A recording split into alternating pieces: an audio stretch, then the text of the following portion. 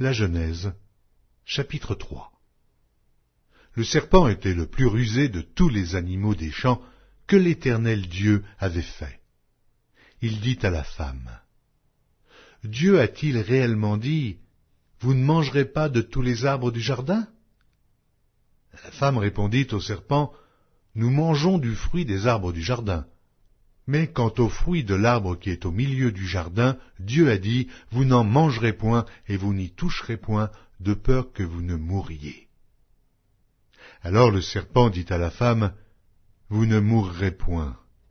Mais Dieu sait que le jour où vous en mangerez, vos yeux s'ouvriront, et que vous serez comme des dieux, connaissant le bien et le mal. » La femme vit que l'arbre était bon à manger et agréable à la vue, et qu'il était précieux pour ouvrir l'intelligence. Elle prit de son fruit et en mangea. Elle en donna aussi à son mari, qui était auprès d'elle, et il en mangea. Les yeux de l'un et de l'autre s'ouvrirent, ils connurent qu'ils étaient nus, et ayant cousu des feuilles de figuier, ils s'en firent des ceintures. Alors ils entendirent la voix de l'Éternel Dieu qui parcourait le jardin vers le soir, et l'homme et sa femme se cachèrent, loin de la face de l'Éternel Dieu, au milieu des arbres du jardin. Mais l'Éternel Dieu appela l'homme et lui dit, « Où es-tu » Il répondit, « J'ai entendu ta voix dans le jardin, et j'ai eu peur, parce que je suis nu, et je me suis caché. » Et l'Éternel Dieu dit, « Qui t'a appris que tu es nu ? Est-ce que tu as mangé de l'arbre dont je t'avais défendu de manger ?»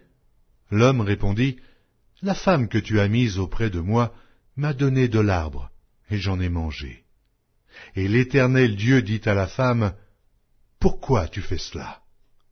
La femme répondit, « Le serpent m'a séduite et j'en ai mangé. » L'Éternel Dieu dit au serpent, « Puisque tu as fait cela, tu seras maudit entre tout le bétail et entre tous les animaux des champs. Tu marcheras sur ton ventre, et tu mangeras de la poussière tous les jours de ta vie. Je mettrai inimitié entre toi et la femme, entre ta postérité et sa postérité.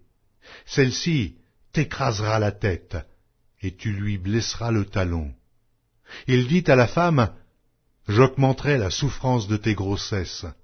Tu enfanteras avec douleur, et tes désirs se porteront vers ton mari, mais il dominera sur toi. » Il dit à l'homme, « Puisque tu as écouté la voix de ta femme, et que tu as mangé de l'arbre au sujet duquel je t'avais donné cet ordre, tu n'en mangeras point, le sol sera maudit à cause de toi. C'est à force de peine que tu en tireras ta nourriture tous les jours de ta vie. Il te produira des épines et des ronces, et tu mangeras de l'herbe des champs. C'est à la sueur de ton visage que tu mangeras du pain, jusqu'à ce que tu retournes dans la terre d'où tu as été pris, car tu es poussière, et tu retourneras dans la poussière. » Adam donna à sa femme le nom d'Ève, car elle a été la mère de tous les vivants.